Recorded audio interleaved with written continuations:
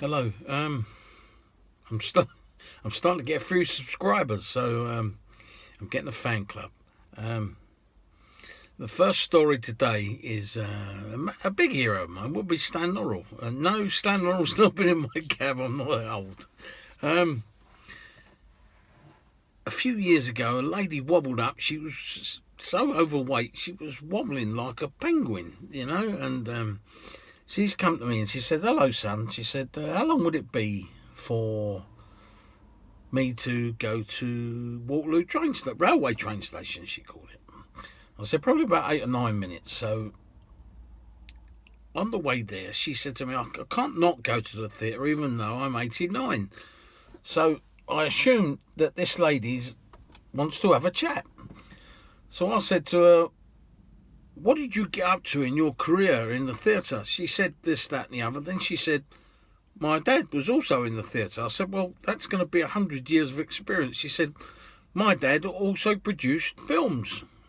This was me. Did he really? So I said, "Did you ever meet Stan Laurel?" She went, "Oh, Mr. Laurel. I met Mr. Laurel on many occasions." I'm stunned. I said, "Look, our journey is very, very short. What was it like being in Stan Laurel's company?" She said, "Mr. Laurel was a very lovely man. She said, I was only a little girl, but he used to pick me up, give me a hug and a kiss, and he would sometimes bring me sweets when he was seeing my dad on business." So I said, "Did you ever shake hands with Mr. Laurel?" She said, "I did many times." I said, "Well, what hand?" She said, "Well, I can't remember things like that." So I said, "Would you be kind enough to shake both my hands?"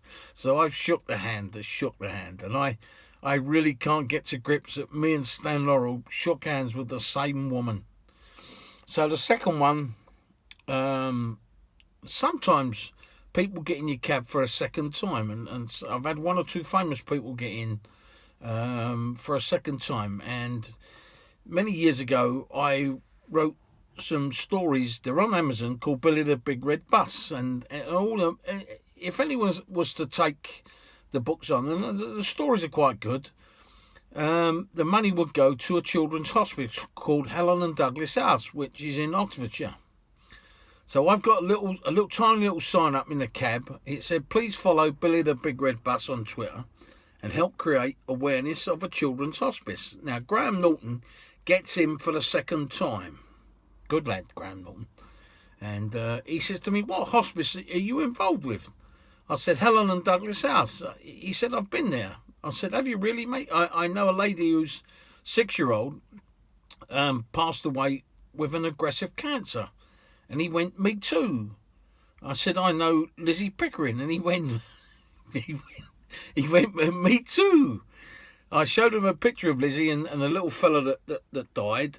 And he said, "That's Lizzie." He said, "That's Harry." He said, "And my producer became Harry's godparent." I said, "Shall we give her a ring?" He went, "Yeah, go on then." So I rang her up. I said, "Liz, it's Gary." She said, "Are you being a pest to famous people about the hospice?" And I said, "Well, yeah."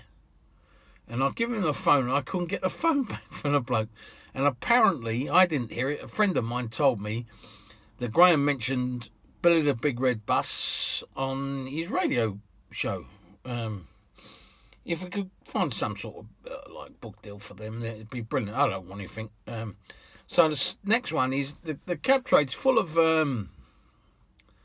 larger than life characters, and one of them's called Lenny Etheridge, and he's a nice bloke, Len. And he told me that a few years ago, a friend of his dropped off at Waterloo Station, and as she got out, a drunk bloke fell in his mate's cab. And his mate went, "Well, where do you think you're going?" He went, "Waterloo." He went, "You're here." He said, "Oh, right." He'd give him a tenner. So it made me laugh. I hope it's going to make you laugh. And last of all, a cabbie called Captain Black Cabbie said he had one ambition when he became a cab driver. That was to have John Inman come to his cab and say, "Are you free?" he was at King's Cross, and John Inman come along and said to him, "Are you free?" He went, "I'm free." He said it was a tremendous fair. So I'll be back again. All right, ta-da.